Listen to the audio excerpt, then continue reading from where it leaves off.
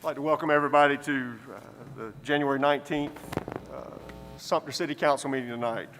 We start all of our meetings with an invocation and a pledge of allegiance, and tonight we'll be led by Councilman Steve Corley. We always start with a moment of silence that you could pray as you wish, as your faith you feel led, and then Councilman Corley will close us in a prayer. Let's stand, please.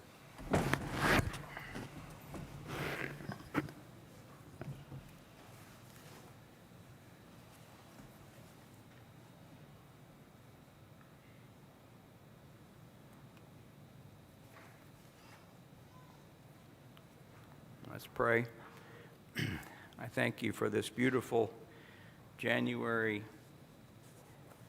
sunny winter day. Thank you for our city and for our council members, especially our new council members, Reverend Blassingame and Gifford Shaw. Thank you for our leadership, national leadership. We pray for a peaceful transfer tomorrow.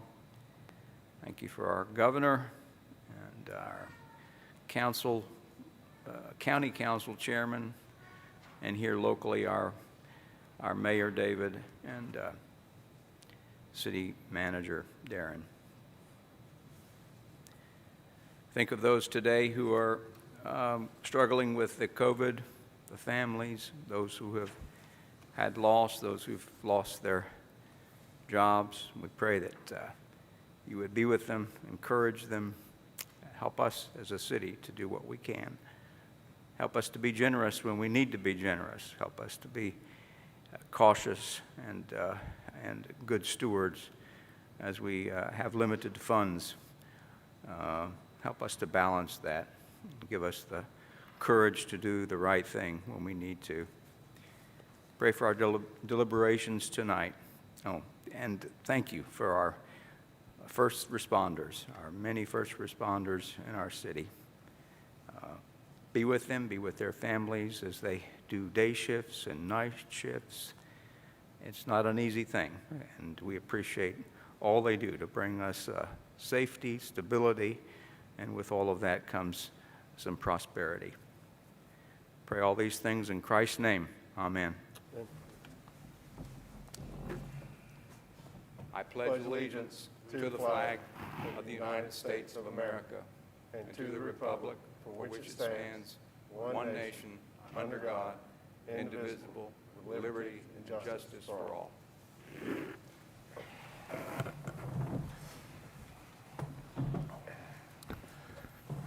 Thank you, Councilman Corley. As we move on into the agenda, we have minutes from the January 5th regular meeting and January 12th special meeting. Has everyone had a chance to review, or is there anybody have any comments or want to make a motion to approve? I move for approval of both minutes from January the 5th, 2021 and January the 12th, special meeting 2021. Second motion. Councilman Hasty makes the motion. Councilman Blassingame seconds it. Is there any other discussion? Minutes are approved as written. Moving into old business, boards and commissions, we still got some vacant spots to get some names. And then Ms. Hammond, I don't know, we had one, I guess Councilman Shaw, did we talk about? Ms. Hammond, there you are. Didn't know if we can talk afterwards, but it seemed like we were missing an applicant or two in the packet as far as in the volunteer packets. I guess Councilman Shaw and I discussed that today. We'll get with you afterwards on that. Thank you. Sir. Thank you. All right. Moving into item 2, electronic council meetings. Consider final reading of ordinance number 2722, amending Chapter 2 of the City Code concerning council meetings. Mr. Owens, you got anything to add, or Mr. Crow on this one? There's nothing to add, Mr. Mayor. Okay. Pleasure of council.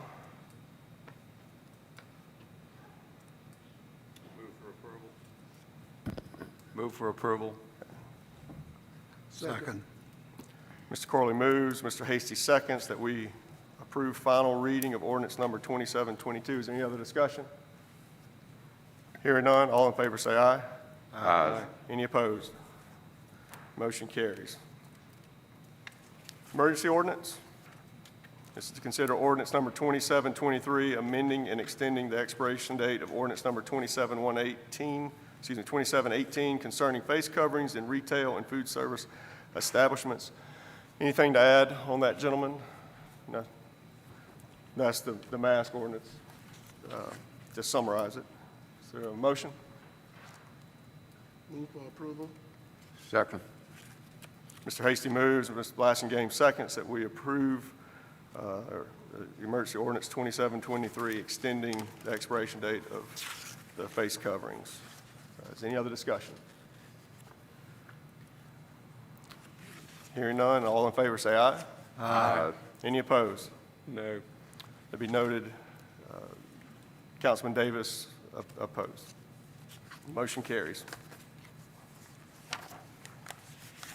Moving into new business, have an annexation request on annexation 20-10, 1351 Pacala Road. Mr. Owens, is that you, or Planning Director?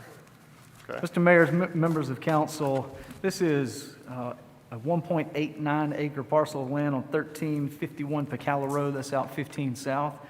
It is contiguous with the city, and utilities are available at the developer's expense on this parcel. And for your reference, it's a 7,200 square foot auto parts store, and they would like city services, so they want to be annexed into the city. Happy to answer any further questions. Do we have any questions for staff? No. Okay, thank you. All in favor of considering first reading, say aye. Or, excuse me. Is there a motion to consider first reading? Apologies. I make a motion. Second. Shaw moves, Davis seconds, that we consider first reading. Is there any other discussion? Is there, just a quick question. Water and sewer are available at this site, are adjacent to this site? They will be available at the developer's expense, yes, sir. At the Currently, they're not, but Okay, they will be available at the developer's expense. thank you. Okay. We got a motion and a second. All in favor say aye. Aye. Any opposed? First reading carries. Thank you. All right. Item number 2, it's the hospitality fee revenue bond. Mr. Owens, you got this one as well? Yes, sir. Mr. Mayor, members of council, if you'll recall, we had discussed this revenue bond sometime in the past, and what it does is it not to exceed $2,550,000 as outlined in the proposed ordinance. Also running in congruence with this is an RFP so that we get the best interest rates possible. Right now is a good time to move, and just for your reference, these will be spent on the following items. So it will finalize Palmetto Tennis Center construction, improvements at Patriot Park to include a playground, expansion of park and parking facilities at the Bernie Hope Center, and then improvements to Swan Lake opposite of the main entrance. So it will be for those designated items. And as we had talked about, it's a good interest environment right now, so it's a good time, as well as the pricing that we can get. So this will allow us to expedite these projects and do them in a quicker manner, and then also move some of the other projects that we've mentioned to the top of the list so that we can get to those as well. Thank you, sir. And this, as I said, is the first reading, so you'll notice some blanks, but when the interest rates come in the next time when we have all of that information at your final reading, you'll know all of the facts as far as the best rates that we can find. Thank you. Any questions for staff? Just a quick question, are our revenues holding up during this difficult season? Yes, sir, and this is a great question. This is a very conservative borrowing that we are issuing, but it's a conservative. We lost our 2012 has already rolled off. We had 2019, and this will be a new one. But knowing the most recent quarter that has gone through the pandemic, we feel very confident in what we can do. Thank you. This will also leave room, so we're not extending ourselves. Mr. Mayor? Yes, sir. If I may, I will oppose this revenue, because I mentioned in the past that I'm concerned with the order of projects that are selected. There are several other areas in the city, I think, that should be on this list, and so, of course, I will oppose it.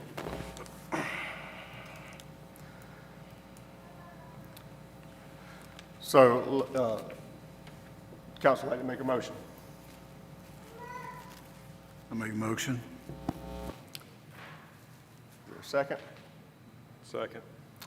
Mr. Shaw moves, Mr. Davis seconds that we approve first reading of the ordinance as presented. Is there any other discussion? All in favor say aye. Aye. Any opposed? Nay.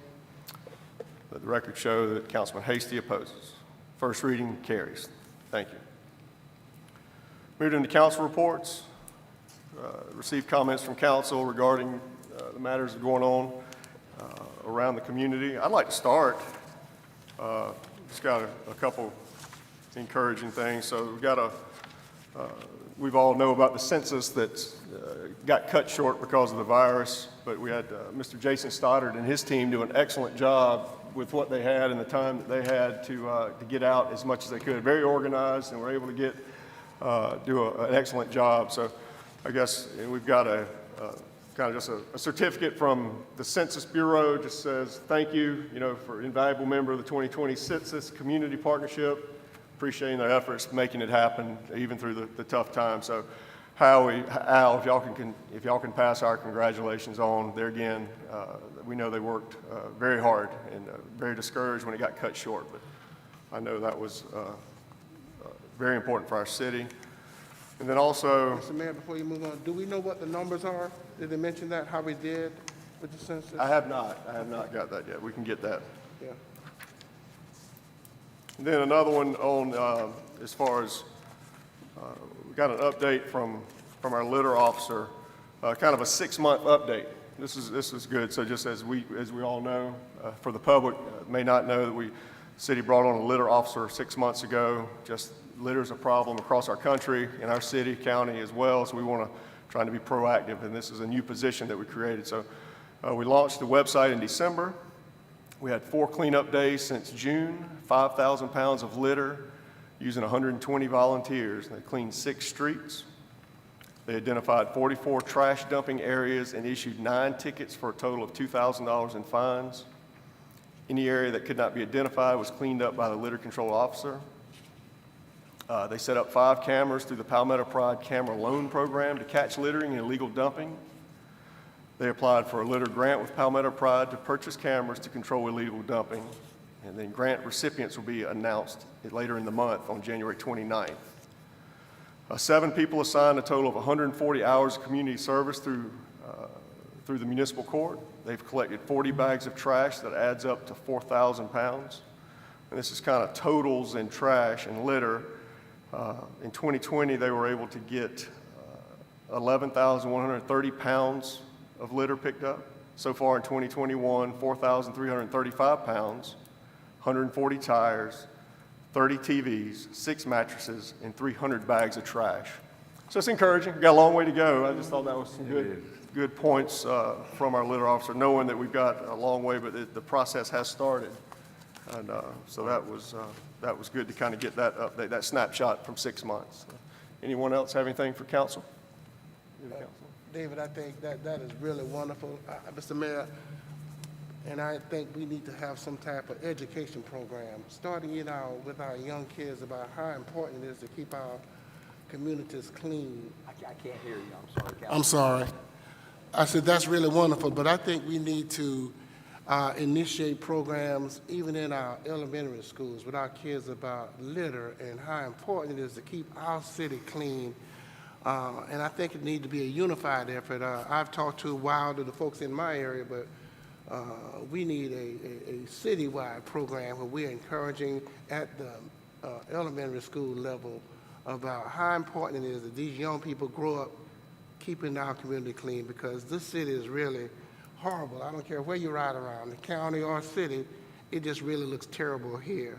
And we're maybe not any different than anybody else, but we want to be like everybody else that's bad. We want to have a clean city because Mayor McAveen would always say, a clean city is a safe city.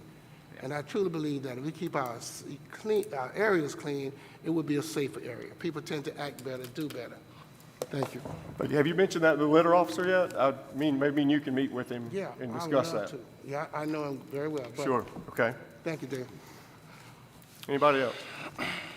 I was able to attend the Cdbg community meeting at North Hope Center, and the normal things came up: sidewalks, sidewalk cleaning, maintenance in front of properties, vacant lots. It was a healthy, lively conversation, and of course, various members of the community were there, and neighborhood associations, North Hope Center and the Croswell Neighborhood Association. Lefford Fate, he monitored it, and he's an excellent. City staff was well represented, and just all the normal drains, cleaning out around the drains, and things came up. Some of them not as relevant to the purpose of the CDBG, but just to be there, I thought was and to see the community show up, even in a COVID, we had a good crowd, and a number of people called in from Zoom. So to see the city involved, and hopefully this agreement that we and grant that we implement will address at least a few of those concerns. But yeah, thank you, Mr. Mayor. Yes, sir. Mr. Mayor. Anybody else? Yeah, Mr. Mayor, I attended the meeting at the South Hope Center, great meeting, just like David said. People talking about the same things. Wanting to be able to get some of the money of this $300,000 that comes to us, and they really want to know how can they file an application, get a part of it. Gaines was able to pass out applications at the meeting, and I passed several of them out, about getting rules and things like that. Something that keeps coming up in our meeting is for the city when it comes to mobile homes, because it is a policy of, Mr. Gaines said it's a policy, it's not a state. I'm sorry, I can't. I'm sorry. A problem comes up every time I go to one of these meetings, it's been 10 years now, about can we use this money for fixing up mobile homes? And the answer has been no. But there is no state or federal law saying that we cannot. It is a city policy that we decided we're not going to use that money to fix up mobile homes. And I think the argument is if you had a choice between fixing a stick-built home or a mobile home, they're going to go with the stick-built home. But in some of our areas, like Pastor Blassikim and myself, maybe 70% of some of these homes are mobile homes, and these people need help. So I would like for us to at least look at assisting these folks with mobile homes and repairing their homes. That's what came up in our meeting. Thank you. Yes, sir. Anyone else?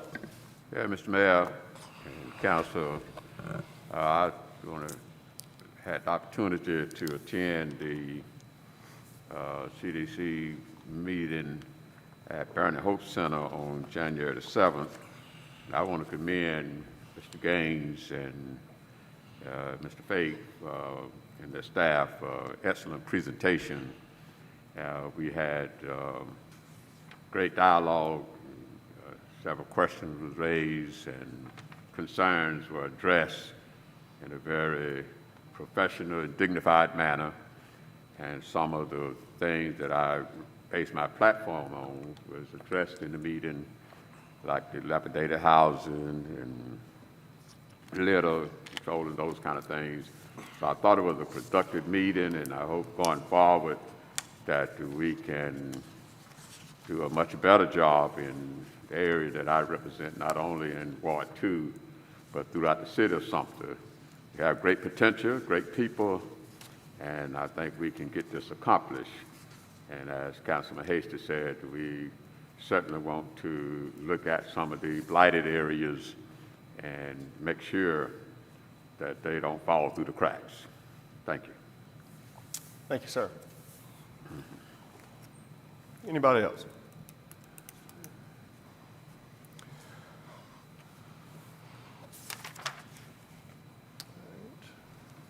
Mr. Owens, we're down to the city manager's report. I know Mr. McCormick's out. Didn't know if you had anything to add? Have nothing to report at this time. Nothing to report. Thank you. We're up against, we have a public hearing. We've got a couple public hearings, which is different than the public comments. So we'll come back to public comments section so we don't run over on the 6 o'clock posted public hearing regarding the Cdbg entitlement budget for the year. So we'll stand down just for about 7 minutes.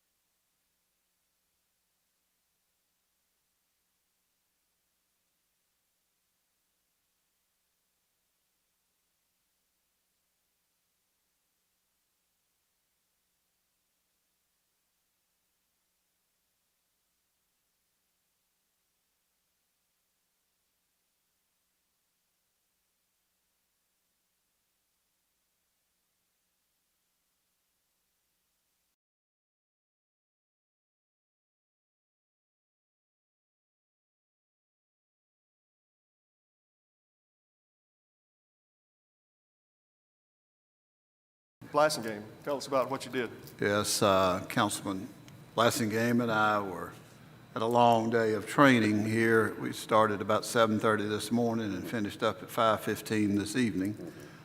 But we learned quite a bit about how to conduct these meetings and different parts of meetings. We learned items about vision and setting goals, setting objectives, setting tasks, being clear and making sure that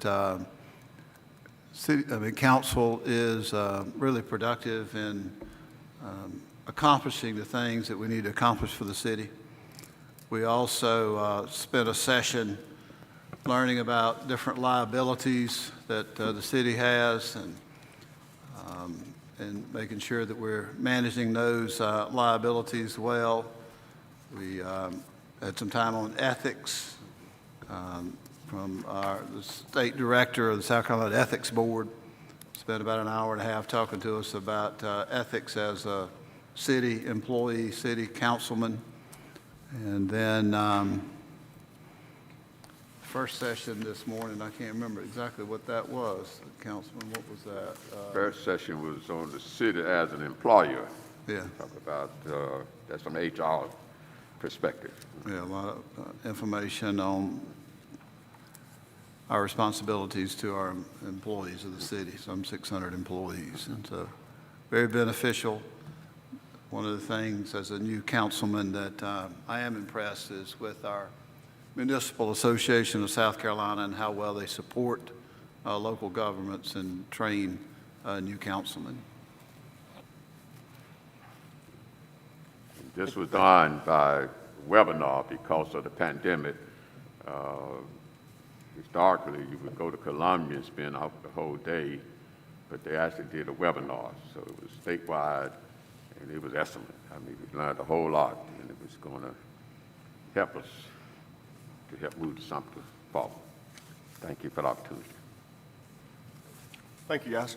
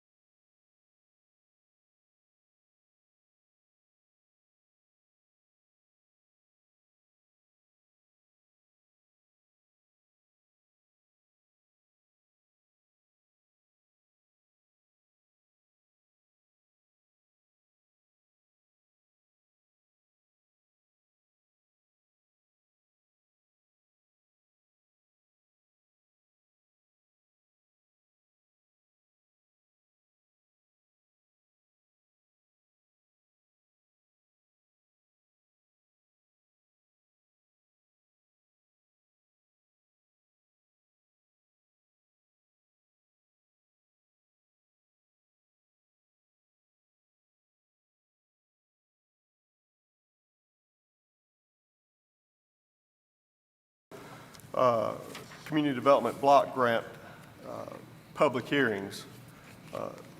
And then we'll come back to our general public hearing just for anything. But these are two specific public hearings, and these are for citizens of Sumter. You must be a resident of Sumter to just express how you feel this money could be allocated.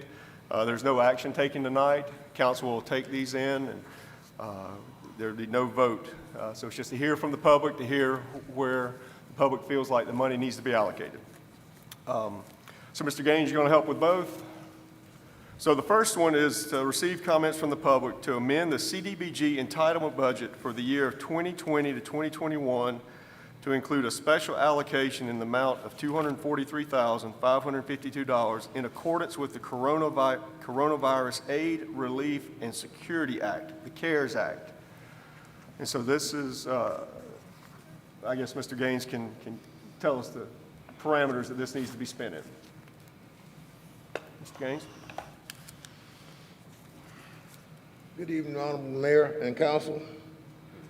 As the mayor stated, the purpose of the public hearing is to give citizens an opportunity tonight to give us inputs, how you would like to see the CARE Act allocations spent.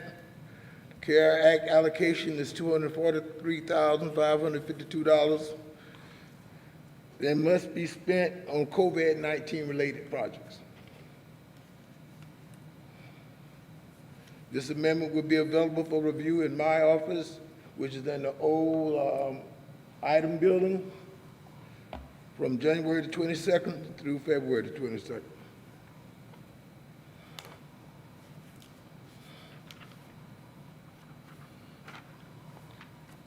The second item for the public hearing will be the Community Development Block Grant Funds. We have an annual block grant every year. Our guesstimate for this year funds, for next year funds, is $312,047. These funds must be used to benefit low-income citizens, aid in prevention of elimination of slum and blight on an area basis, meeting community development needs having a particular urgency. I'm here tonight, like I said, to answer any questions you may have and receive inputs. I want to give council a general overview of what a community development block grant entitlement community grant program is all about.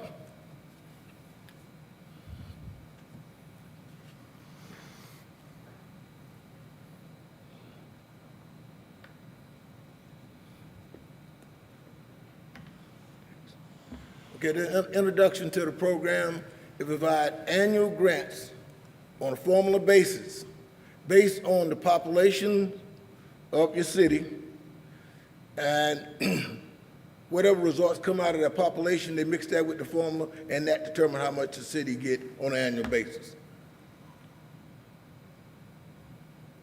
As stated, the nature of the program is to provide revitalization in neighborhoods, low-mod income areas. 70% of your funds have to be spent in low-mod income areas or individuals. What HUD do, they give the entitlement communities using their own judgment as far as coming up with what programs you want to use the funding for. The city of Sumter was designated as an entitlement community in 1994, and been one ever since.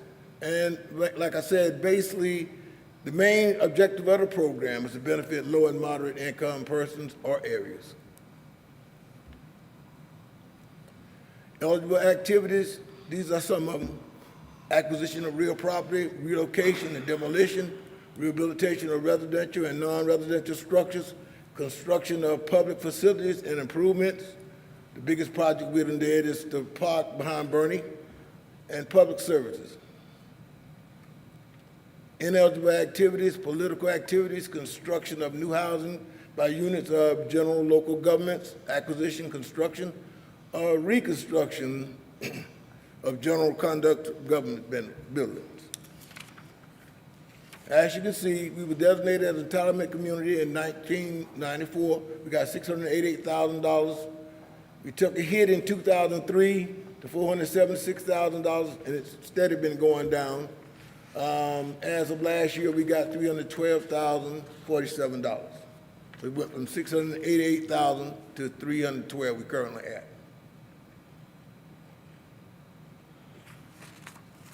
As stated, I'm here for any public input, anybody would like to give inputs on how you'd like to see the city spend the funds. Thank you, sir. So we got two separate ones. Mr. Gaines went over both, so we'll need to do the first one first and the second one second, in that kind of that order to receive, so we can keep track. There again, council and Mr. Gaines is here to hear where you think you'd like to see the funds allocated to or used. Not necessarily engage. We can engage in questions and answers after the meeting, but just for the public hearing format, just to be able to give your opinion on where you feel like the funds need to be used. So one, if we could circle back to the first one, this is the CARES Act, so $243,552 additional dollars that'll add to the budget. Is that correct? That's the correct way to say it. And so is there any Sumter resident who must reside in the city of Sumter and wish to speak on how you feel this $243,000 should be spent regarding the CARES, specifically about the CARES, coronavirus relief? And when you come to the microphone, yes, ma'am, please state your name and address for the record, please.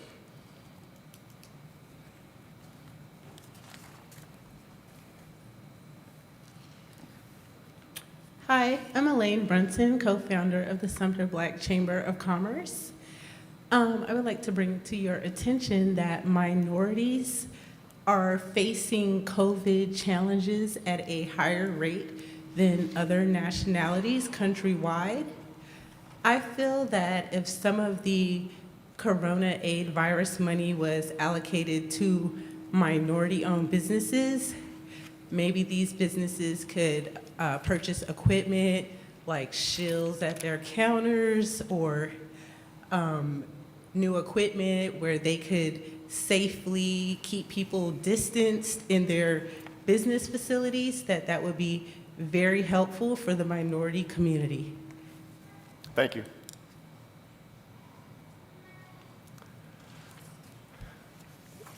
Anyone else like to speak on the? Good evening. Dr. Williams, this is for city residents. We appreciate you coming tonight. But this is for city residents to speak on. You must reside in the city of Sumter to speak Yes, on. yes, sir. Dr. Williams, you're not a city resident. I am a physician who owns a business. Dr. Williams, you're not a city resident. Of Sumter. I Dr. Williams. Family Unit Incorporated. Dr. Williams, I ask that you respect the procedure of this Yes, meeting, sir. this public format, and we've been totally clear on where we stand. We ask city residents, you must reside in the city of Sumter, to anyone to speak. You are her mayor, right? No, ma'am, she resides in the county. She's a county So resident. This is since we- city residents. Okay, so since we reside in the county, you are not considered to be our mayor? That's correct. This is for the city residents. You must reside in the city of Okay. Sumter. And what she is doing is speaking. Ma'am, on- is can you speaking state your name? for Do you live in the people city of who Sumter? Doesn't have a voice to speak. Ma'am, Yes, sir. this is for city residents. You must reside in the city of Sumter. Okay, all we asking for is respect, just like we're going to give it to you. Absolutely. Okay, that's what I stood for. We would Dr. love to talk Brenda is a after the queen. meeting. We Please would love to talk respect this after the queen. meeting. Please do that. Yes, ma'am. Be glad to. Yes, Mr. Mayor. Miss- Being Dr. Williams? respectful, I am a business owner in the Dr. city of Williams, we Sumter. just established that with that young lady right there, that you don't reside in the city of Sumter. In the rules of this forum, that you must be a city resident and reside in the city of Sumter. Do you reside in the city of Sumter? I reside in the county of Sumter, but I So own this- a business it do- you in must the city reside- of Sumter. the I rule- was told by a Nope. council person Nope. that if you are a business owner That in is the incorrect. city of Sumter and/or a resident of the city of Sumter, This is for you have residents of the city of right Sumter. to speak. This is for residents of the city of Sumter. So There's business owners in the city of Sumter have no voice. No, but there is no financial interest regarding the CARES Act funding. So that's where the financial interest or a business would come into play. There's no financial interest in just saying how your opinion on how The CARES Act should be funded, should be spent. The funds should be spent. This is for the residents of the city of Sumter. So, Mr. Mayor, are you saying that someone like her can speak on the other part of the CDBG grant? No, all of these are for the residents of the city of Sumter. Councilman Hasty. Now, haven't we in the past Mr. Councilman allowed Hasty, people, I we've got allowed it. people in the past to speak their own No, business? this is for residents of the city of Sumter. I think you're incorrect with that. You can't speak, Ma'am. hey, you can't speak like that now. You've had your chance. I'd love to talk with you after the meeting, Dr. Williams. Love to talk with you, and we can work some things out, but not in this format. Please, husband and please I follow the physicians. rules of the format of this Yes, meeting. sir. My husband and I are physicians who take care Dr. of Williams, what, I don't who understand, have COVID I don't in the understand city why, of Sumter. do you reside in the city of Sumter? Do you recognize that the rules of this forum, this format, this public hearing, do you respect the rules of this public hearing? And the rules are that you must be a resident. I would love to talk with you after the meeting. But for the rules of this format and for this public hearing, you must be a resident of the city of Sumter. Can our Can we attorney agree? speak on Can that we matter? agree with that? Can you address that matter? Is that so? Can our attorney address that matter? Now, in the past, we've let people come in here, if you own a business, like I own a business down here, and we will allow people to speak if you own a business, and now, has that now changed? That's never been a policy. Yes, sir. Okay, thank you. Our code of ordinances clearly refers to citizens of the city as being those persons who can speak before council. And it, as the mayor said, it's inherent in how the city should spend this money that that same position would carry over to this hearing. Can you say that one more time for Councilman Hasty, please? Yeah, please. Our code refers to citizens of the city, Okay. and it does not make any exception for business owners within Okay. the city. Well, we've done that in the past. I'm sorry about that. You good with that? Yeah, I got it. So is there any resident of the city of Sumter that would like to speak in regards to how the CARES Act funding will be spent?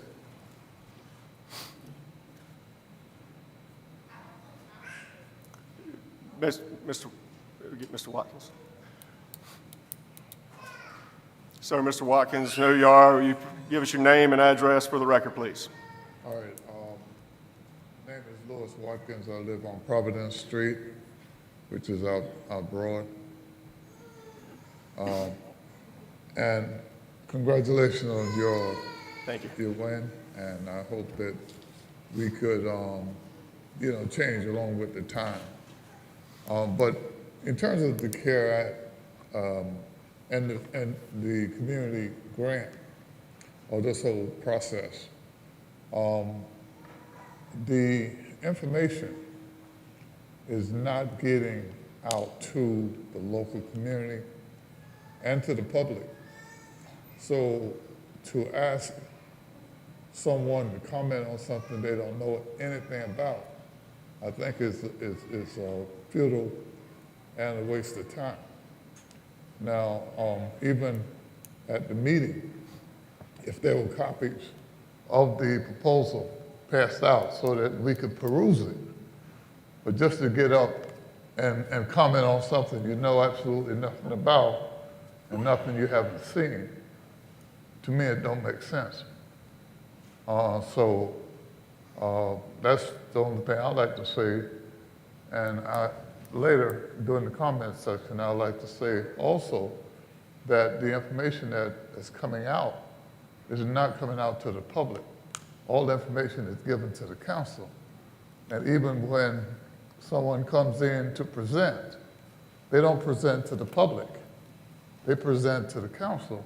And the council already have a packet in front of them. So this is not a public meeting. It's a meeting of the council in public. So as a result, we're just sitting here and there's no real benefit. I've been coming here since 2006. But I'll talk about that. Thank you, Mr. White. Do you have anything specific to the CARES Act? No, because I don't know anything. So, Mr. Gaines, for the record, how many meetings do we have regarding outreach meetings? 3 meetings to each one of the centers. We usually have 4, but the resource center said we couldn't have it in their building this year. But we had 3 community meetings. All 3 of them was well attended. Like the councilman said, we had people calling in on Zoom. I know it was on our Facebook page. We had it in the paper.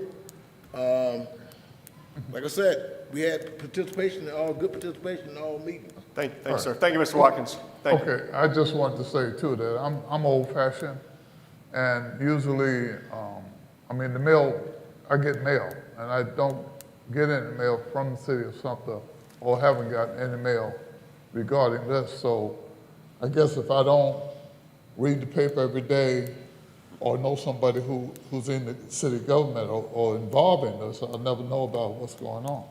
Thank you. Yes, sir. Thank you. Is any other city resident like to speak on behalf of how the CARES Act funds additional money for the CARES Act? Yes, ma'am. You can step forward to the microphone, please.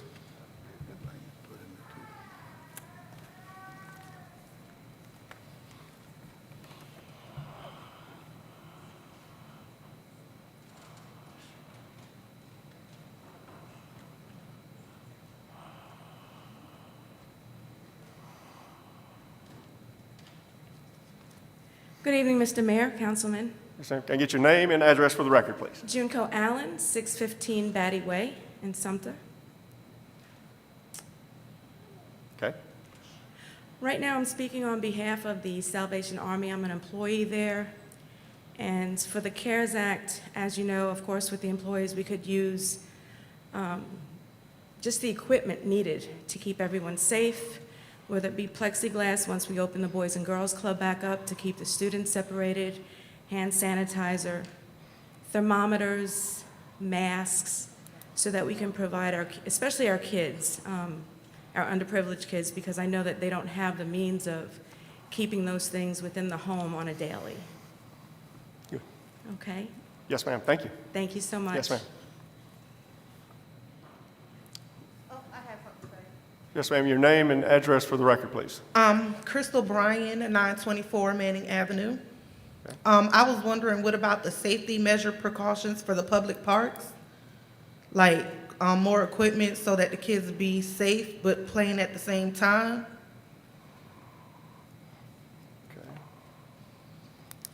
Okay.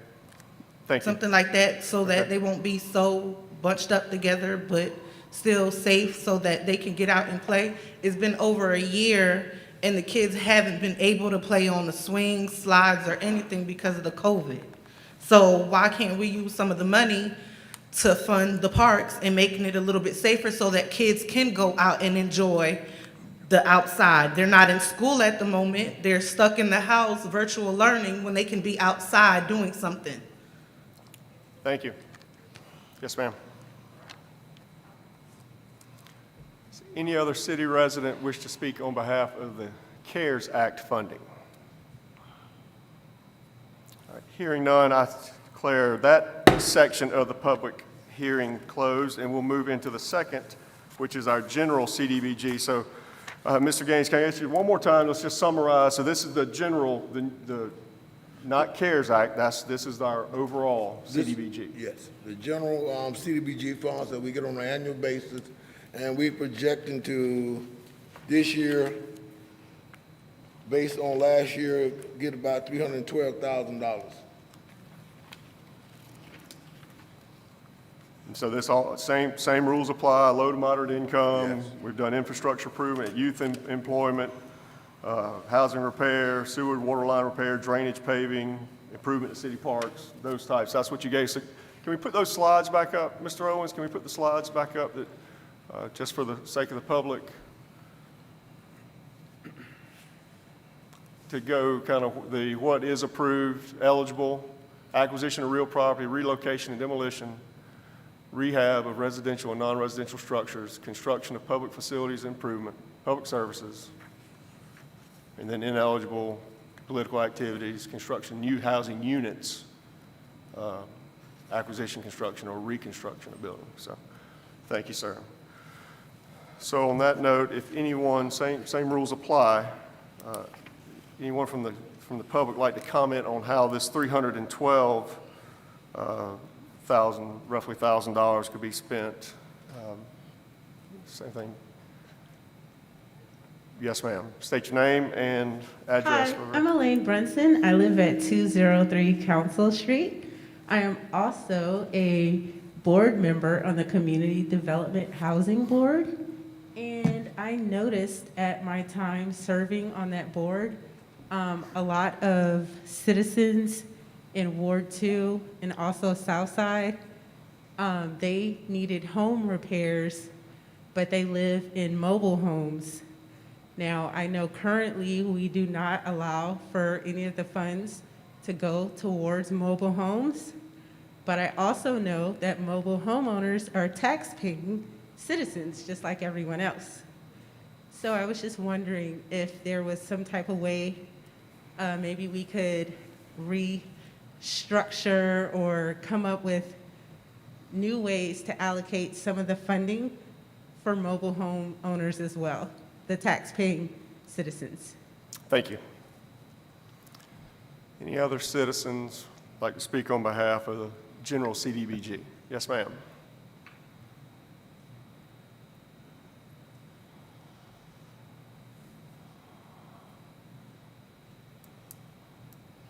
Yes, my name is Tiffany Washington. I stay at 19 Robinson Lane. I'm a mobile home owner. I own my mobile home. I got in ever since 1993. I'm preparing to get fixed and stuff. I don't have the funds right now to get fixed. I went different places to see if I could get help, and I can't get no help or nowhere. Okay. Thank you, ma'am. Yes, ma'am.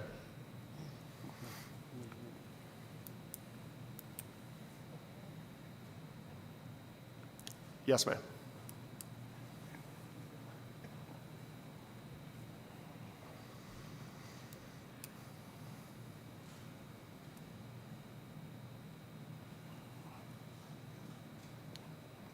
You state your name and address, please. Good Thank you. afternoon, board members and mayor. Yes, ma'am. My name is Esther F. Johnson, and I live at 44 Reed Street, Sumter, South Carolina.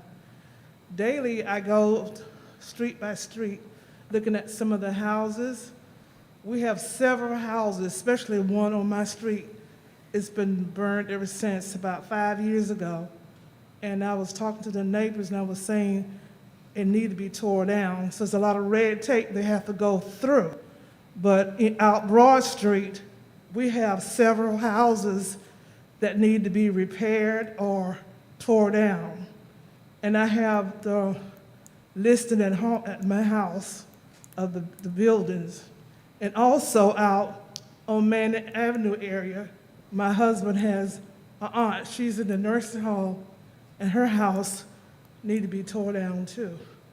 And I just hope that when we do these grants, we think about people that really need them. Yes. Because the houses, some of those houses are falling down to the ground. Thank you. Yes, ma'am. Thank you. Thank you. Anyone else? That one. Yes.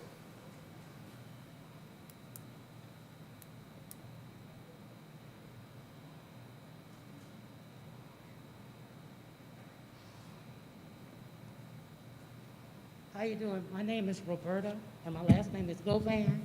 Yes, ma'am. And I'm a mobile home owner myself. Due to the COVID-19, I was shut down from my job. We just went back to work. And I'm remodeling my house, and I'm trying my best to do the best that I can to do it. And as I was listening to him talking, why did they cut the mobile home grant out for people like us that work? I own my property, I pay taxes faithfully, and I am a citizen of the United States of America, and I am a voter. And half of you guys up there, I voted for y'all. And my thing about it, where is my help? And I'm a mobile home owner. That's all I'm asking, just to help me with the little that I have to do to my house. Like right now, I have a water leak in my house. All I need is a roof over my house, and I can do everything else. But I have to get that roof fixed. I'm just asking for that much help from you guys. Yes, Thank ma'am. you. Yes, ma'am. Thank you. Yes, sir.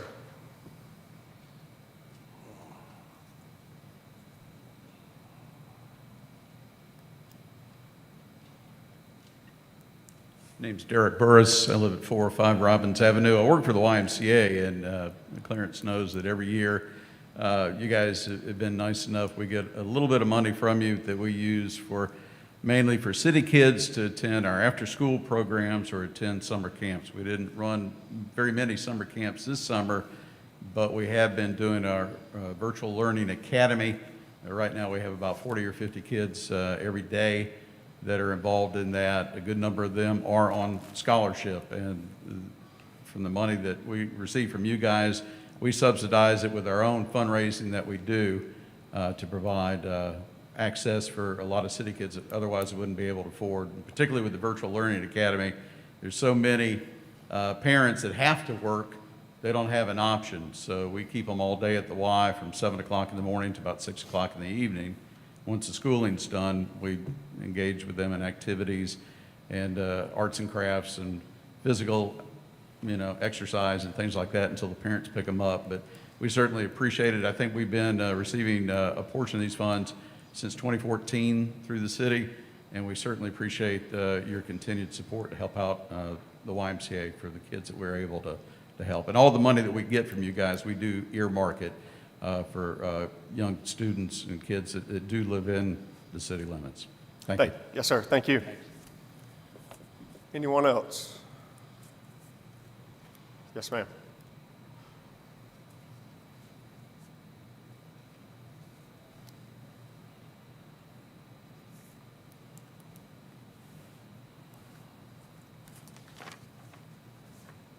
Greetings again. Yes, ma'am. Jimco Allen, 615 Batty Way, Sumter, South Carolina. I'm actually wearing dual hats tonight. The first presentation I wanted to talk to you about is Team Perseverance Athletics. We're a nonprofit organization, and what we do is we work with the kids that are underprivileged, providing them athletic training, teaching them life skills, discipline. We also have a men's semi-pro team here in Sumter, going on the 4th year, which has brought in some entertainment recreation to the Sumter County, Sumter City.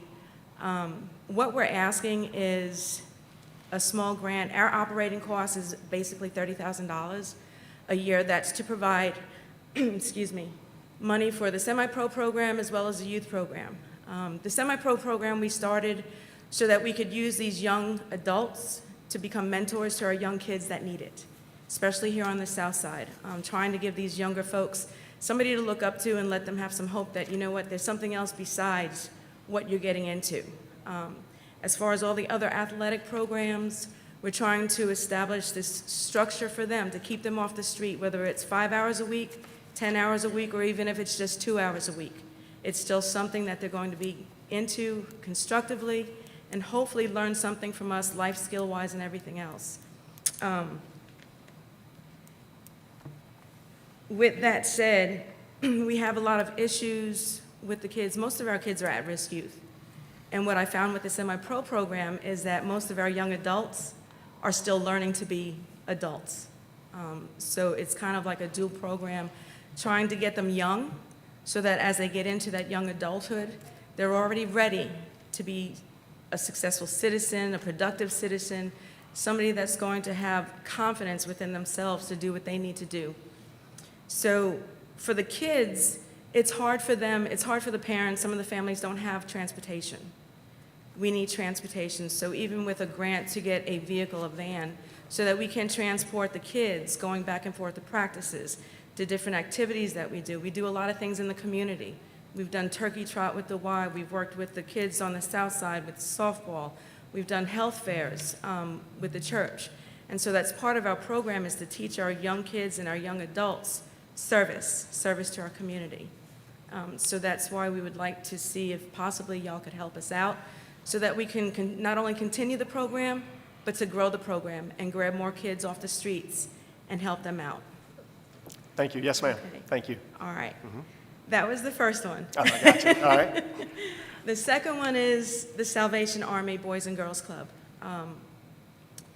Very similar missions, more academic focus for the Salvation Army with the after-school program. This year, of course, with COVID, we weren't able to have it because we didn't have the transportation where we could get the kids back and forth. It was very hard for them with the hybrid program to have parents take off of work in the middle of the day to bring them to the after-school program. So with that said, any money that we could get as far as grant-wise up through $50,000 to get a new van, so that we have at least 2 vans for transportation for these kids, and/or money for our programs. The Salvation Army has such wonderful educational programs that we just don't have the funding for to incorporate into what we do for the kids. With that said, also scholarship money, right? A lot of kids can't afford to come to us, even as low as the expenses, $30 a week. A lot of families can't afford that. So that grant money could also help with bringing more kids into the program. And of course, everything falls in place. Once they come in and they learn what they need to do, they get more educated, more structured, they're just going to do better all the way around and maybe take some of that home to their family members. Yes, ma'am. Thank you. Thank you. Anyone else? Anyone else on how able to spend the CDBG? Dr. Williams. Mr. Mayor. Dr. Williams, we addressed this just a few minutes ago, and you understand the rules of this public hearing. Yes, ma'am. And so I'd love to talk with you after the hearing. And so I would appreciate if you respect the rules of this organization, the rules of this council on a public hearing. So I don't understand why you continue to want to interrupt this public body. There are city residents that would like to speak. Yes, sir. Yes, ma'am. So we appreciate you coming. I'd like to talk with you afterwards. Yes, sir. So we're in agreement to that? We're in agreement that we'll talk afterwards and not right now? I have written several letters to the city of Sumter. Dr. Williams, since Dr. Williams, 2017. Yes, Dr. sir. Williams, you're not a resident. We've established this about 10 minutes ago. Yes. Yeah, and so let's talk afterwards. Yes, sir. Yes, ma'am. I was. Dr. Williams, why do you continue to press this council and challenge the rules of this council? Dr. Williams, Dr. Williams, Dr. Williams, the city attorney read the ordinance. The city attorney read the ordinance, and for city citizens. Dr. Williams, can we have a civil conversation? I would love to have a civil conversation with you. Yes, ma'am. Dr. Williams, I'd love to have a civil conversation with you after this meeting. Dr. Williams, Dr. Williams, Dr. Williams, I would ask you that you respect this body. Dr. Williams, Dr. Williams, I'd love to talk with you after the meeting. No, Dr. Williams, this doesn't have anything to do with the CDBG budget tonight. Is there any other city resident that would like to speak? Yes, you already spoke, correct? Yes, ma'am. State your name again, please.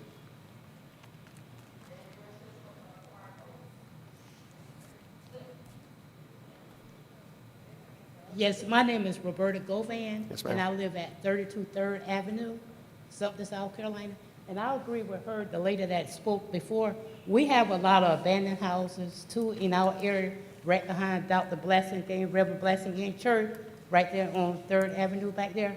It's a lot of houses back there that need to be knocked down too. And the more that these houses stay up, they're giving people the break in our house, so we need to kind of clean that area up back there, because it's lacking property back there, please. Thank you. Yes, ma'am. Thank you. All right, on CDBG, anyone else on the general CDBG budget? Any city resident?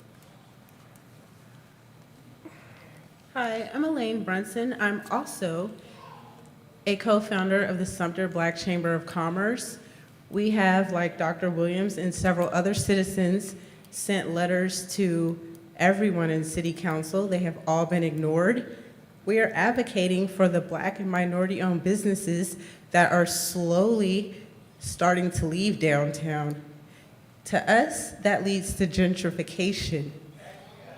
We are a nonprofit organization, and if you guys could be so kind and perhaps share some of the HUD money or maybe some of the facade grant money that could help us fix our building, and then we could advocate for businesses and try to help them without bothering you guys. When we send letters, we don't get responses. So that's why people in the community are getting upset. Thank you. Does any other city resident like to speak on behalf of CDBG funds?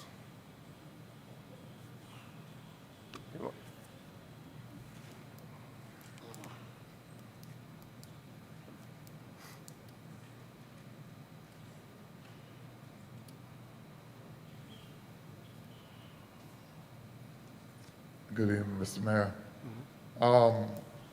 I see that most of the people that comes up and talking about the buildings, they're talking about having them demolished. And I think that some of that money should be used to renovate or rehab those houses.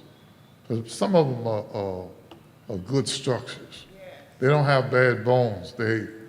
And the point is that these people who live in trailers that can't qualify to get them repaired, maybe that same money to tear that house down can be used to do some rehab, even if it's just basic rehab so that they can move into these houses and we can save these houses and get rid of the trailers.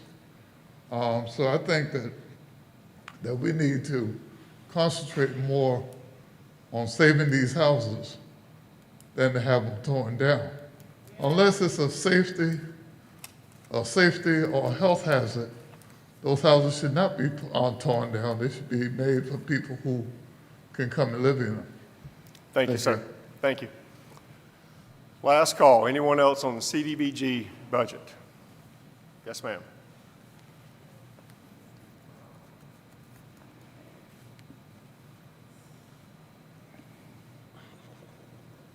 I apologize, Mr. Mayor, City Council. Nerves got the best of me. I also wanted to bring up the acquisition of real property.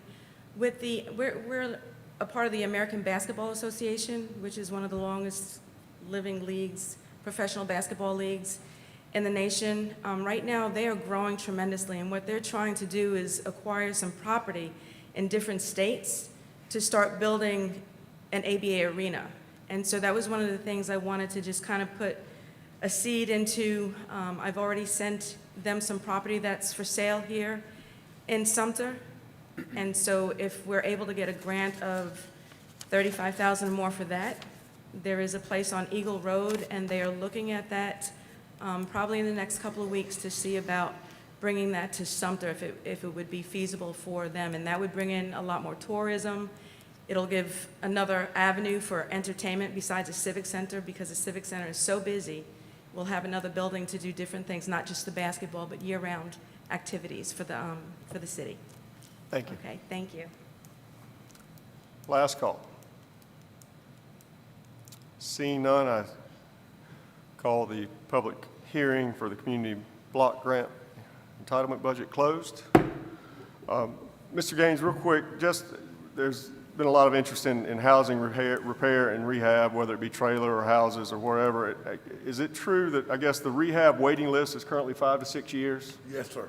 And that's for no matter what kind, that's for all structures? Yes, sir. The way we do the program is first come, first served. It's the only fair way basically to do it, because everybody wants their houses repaired.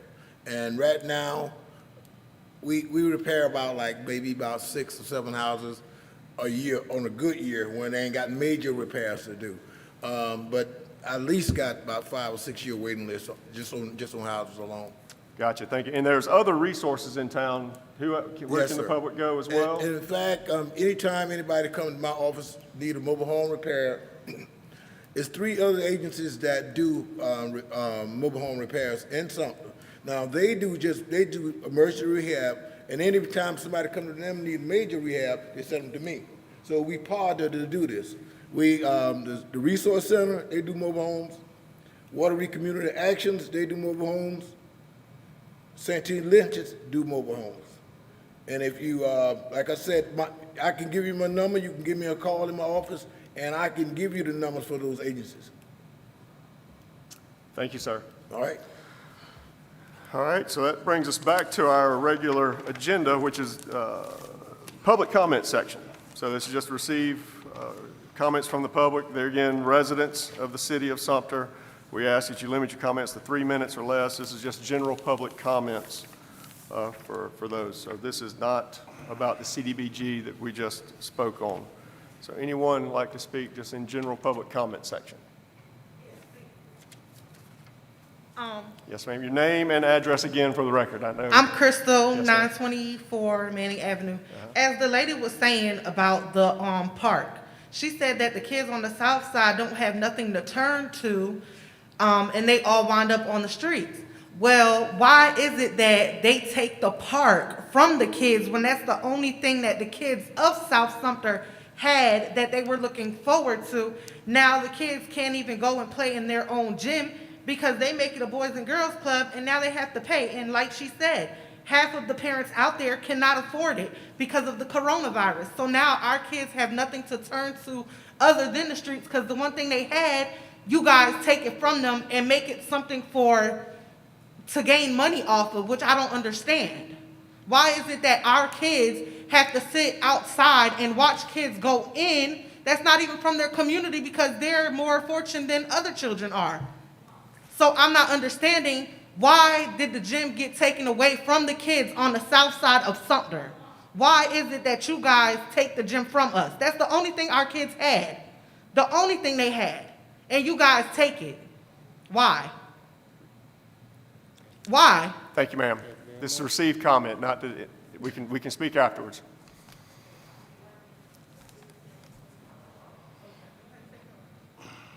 Yes, sir.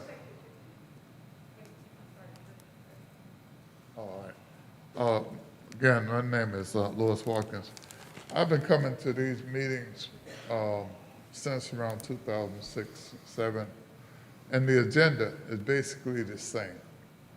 And just now we had a dead 7 minutes that just nothing happened. Basically, no interaction between the public and the council. And I would like to suggest that the agenda be revamped. I mean, these days, time is changing. It changed a lot. This agenda have not changed since I've been coming to the meetings. I mean, there's very little information come to the public. Like I said before, the council have a packet that's prepared for them with everything in it. When minutes are approved, we don't know what minutes. The agenda is coded. It's coded where you know what's happening, but we don't. And even in terms of notification, I get a notification from through my email, but there's no general mailing that goes out notifying people of the meetings. Another thing is that in terms of organizing block associations, street associations, community associations, and those groups, they help to give items for the budget to keep the city informed of what needs to be done in the communities. And there's very few of those around that I see. And I would like that there be more transparency in these meetings and sharing information with the public rather than we just come here for an hour and sit. It's just like sitting down at dinner, someone else's house. You don't have a plate, you're not eating, but everybody else is eating. And that's the way I see it here. And I come to try to learn and to share information. I like to share some of my experiences, and I think that we need to have the public want to come to these meetings. When I first started coming to the meetings, there was only like 1 or 2 people coming and not allowed to speak on these issues. And so I just wanted to say that these are new times, very volatile times, and people are getting angry, and they need to get information so that it won't be a bad situation. Thank you. Yes, sir. Thank you, Mr. Watkins. Anyone else? Public comment, just general public comments. Yes.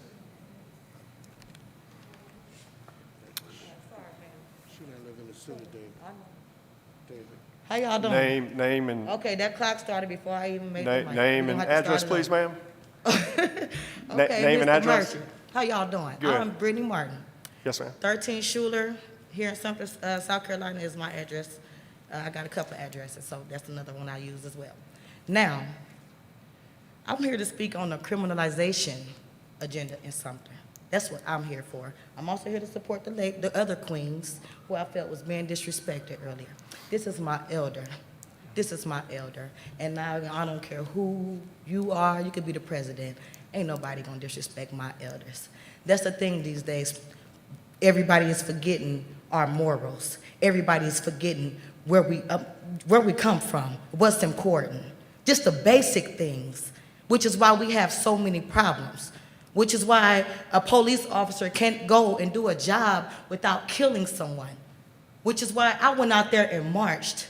But y'all in Sumter, South Carolina, when me and my family got here and we stood and we marched, y'all labeled me and my family as a rad. We're rads, but the true rads are the ones in the White House. We all just sat here and noticed, and we all watched what they did in the Capitol, okay? Those are rads. Those are people fighting unnecessarily. I'm standing because people are dying. You see all these kids? These are my children. I love them. That is why I stand, okay? So with that being said, I was charged with 7 felonies. They charged me with the same crime 7 times. Mr. Merchant, you was not the mayor yet, okay? So that mayor there, obviously, from his history and from things I've heard and things I've seen, it was time for him to go. I hope that you are here. I'm here to introduce myself to you because I ain't come to your community to be a rad. I didn't come here to be a headache. I came here to bring my support. I came here to help with this community. I came here to do what I can to be a part and grow this community the right way. And I'm talking about every color. Yes, I'm pro-black. I'm for my people. Because we have been through so much, I have every right to feel that way. My history, our ancestral pain, all of that is in me, okay? But I still respect my fellow brother, my whites, my Chinese. When we marched this summer, it was different nations out there. Different people marching with us. But guess who they put up there in that newspaper? They put our black faces and made us look like straight criminals and still have not dropped the charges on us. We didn't tear anything down in this city. I know I didn't. My fight is politically. I know how to fight. I know how to go snatch them seats. Let's put you here in this mayor's seat. That's why I helped Mr. Hasty. That's why I helped him campaign. That's why I'm working with the Vision Walkers, Family Unit, Inc., whatever organization I can to help get a better community. Yes, ma'am. So I know how to fight the right way, Mr. Merchant. I'm not here for trouble. And I hope and pray that you here for righteousness too. Yes, ma'am. Thank you so much for your comments. Took your oath and really stand by that, sir. Yes, ma'am. Because Thank you. I want to say one more thing, No, please. your time's up. No, We got to give Jay everyone else Hansen, check. Ma'am. Officer Jay Hansen of your community, Ma'am. okay? Him and 4 other officers was a Ma'am. part of shooting down Walkie Williams Ma'am. in 2016. Ma'am, I'd They ask you fired that your 23 time's up. shots and shot him up 19 times. And guess what? The reason I bring up his name particularly. Thank you for your just 1 comments. second, brother. Thank you. But just Thank you, the reason ma'am. I bring up his Thank name you. particularly- Yes, ma'am. We've got other members that want to speak. Thank you for speaking. Let's respect our fellow citizens and give them time to speak as well, please. Yes, ma'am. Thank you. Let's respect our other citizens who'd like to speak. Thank you. Yes, ma'am. Yes, ma'am. Yes, ma'am. Oh, okay. I thought she had 4 times.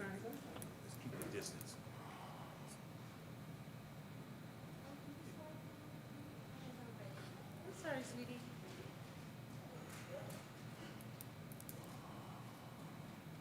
Junko Allen, 615 Batty Way. If I may, I'd like to address the Boys and Girls Club. First of all, it wasn't taken from anyone. It's still there. The difference between the Boys and Girls Club then and now is that it's focused on educational activities. Not, Ma'am, please direct your comments to me, please. I'm sorry. Yes, sir. Yes, ma'am. It You're is speaking focused this is on, it's behalf of focused the on city. educational activities versus just basketball or play. So nothing was taken from them, and we appreciate that we still have the building so that we can provide after-school activities for these children. Thank you. With the grant that hopefully we may be able to get for these activities, after-school activities, and other things, we may be able to provide more services. However, nothing was taken from anyone. It was just a change in activity.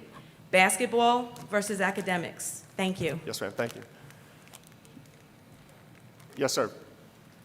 This gentleman's been waiting. Yes.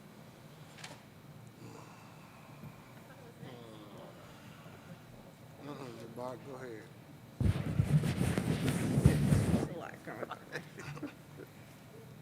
I'm Elaine Brunson again, co-founder of the Sumter Black Chamber of Commerce. Since about 2016, I've been coming to these meetings requesting a facade grant. Year after year, I'm given a runaround. The most recent denial was that our office is outside of the boundaries. However, if you type my address into the HUD website, 301 South Main, I am located in an opportunity zone, which actually makes me very qualified for HUD money. Me, myself, I won top 20 under 40 young professionals. If you go across Manning Avenue Bridge, Deshaun Simmons of Susie's Chicken, he won top 20 under 40 young professionals. I think if you guys would consider extending your boundaries so that some of the minority business owners could partake in some of the business revitalization monies, maybe South Sumter would be more attractive. We would have to pay more taxes because we would see increased revenue, and that would also be a benefit for the city. I just also feel that if me and people like Deshaun were able to shine and rise above our surroundings and the negative things that we have to see, if that side was fairly cleaned up and we had access to that same money, maybe it would be more of us to hit top 20 under 40, and there would be more positive minority citizens in Sumter. Thank you, thank you. Yes, sir, Mr. Champagne. Hi, I'm Mark Champagne. I'm here representing Sumter United Ministries. Just wanted to talk about the Cdbg money. Each year, we've been requesting about $25,000 to repair homes in Sumter. We repaired 12 houses, put 8 roofs on homes last year. The backlog is enormous, and we would love to be able to continue if we can get some of that money, because we are putting new roofs on homes. We do put roofs on mobile homes as well, as long as they're shingle roofs. We don't have the capacity with our volunteers to do roofs that are the tin type roofs and what have you. And the interior work is really difficult for us to do. But we could certainly do shingle roofs on mobile homes. So I'm just here to just make that request again. We want to continue to have this partnership and to help folks in this community have a home to live in that doesn't have water pouring through them. Yes, sir. Thank you. Thank you. Is there, It's not.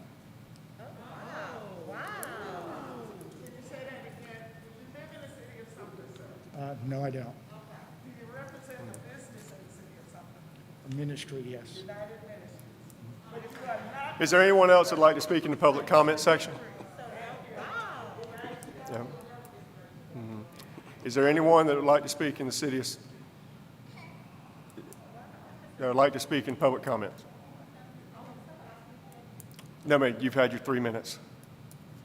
Thank you. Hearing none, last call.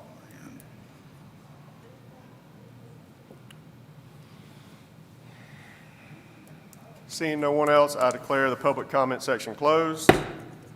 That concludes our agenda for tonight. Do not know that, Mr. Owens, there's no reason for an executive session tonight. So is there a motion to adjourn? Move to adjourn. Corley moves. Second. Shaw seconds, so we adjourn. All in favor, say aye. Aye. Any opposed? Our meeting is adjourned. All right.